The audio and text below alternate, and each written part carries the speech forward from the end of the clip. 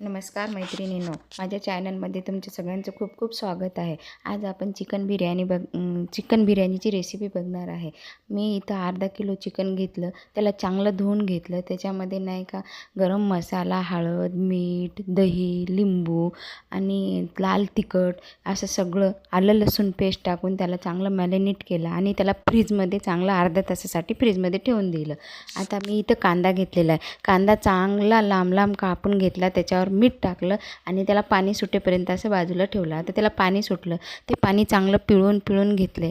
पिळून घेतल्यामुळे त्यातलं सगळं पाणी काढून टाकायचं आणि त्याला पाणी काढल्यानंतर आपण नाही का, मी इथं तुम्हाला दाखवायचं राहिलेलं आहे की त्याला चांगलं मोकळं फडफडीत करायचं। बघा, अशा प्रकारे केल्यानं बिर्याणी मैत्रिणीनं एकदम छान आणि म्हणजे एकदम रसरशीत होते। आपल्या घरगुती बिर्याणी बघा आता मी किती छान करते।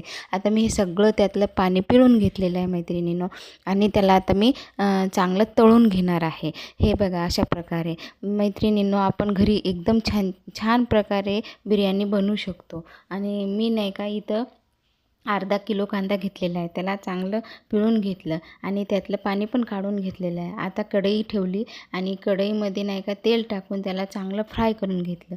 मी इथं फ्राय केलेलं तुम्हाला दाखवायची विसरले, पण तेल टाकलं कढईमध्ये आणि त्याला चांगलं फ्राय करून घेतलं। फ्राय केलेला कांदा पण मी मॅरिनेटेड केलेल्या बिर्याणीवर टाकून घेतलेला आहे। अशा प्रकारे आता मी एका कढईमध्ये तेल घेतलं आणि ते तेल चांगलं तापून घेतलं।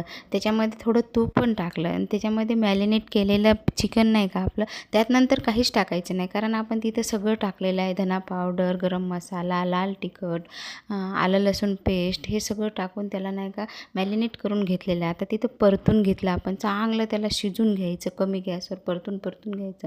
आता मी कुकर घेतलं, कुकरमध्ये 2 चम्मच तूप टाकलं, त्याच्यावर नाही का चिकनची लेयर, भाताचा लेयर, भात मी चांगला शिजून घेतलेला होता। असं लेयर टाकून त्याला चांगलं कुकरमध्ये लेयर टाकून घेतले। त्याच्यावर आता मी नाही का तळलेला कांदा, कोथिंबीर आणि आपण जे भात शिजवलेलं पाणी ते थोडं टाकलं आणि तूप टाकलं आणि वरून एव्हरेस्टचा बिर्याणी मसाला टाकला। कुकरचं झाकणाची शिट्टी काढून घेतली आणि ते कुकरचं झाकण लावून चांगलं परत 10 मिनिटं एकदम कमी गॅसवर त्याला दम दिला। आता झाली आपली एकदम रेडी बिर्याणी। बघा किती छान रसरशीत बिर्याणी झाली। मैत्रिणींनो, व्हिडिओ आवडला तर लाईक, शेअर, सबस्क्राईब करा आणि बघा अशा प्रकारे तुम्ही पण करून बघा, तुमची कशी झाली मला कमेंट करून सांगा बिर्याणी।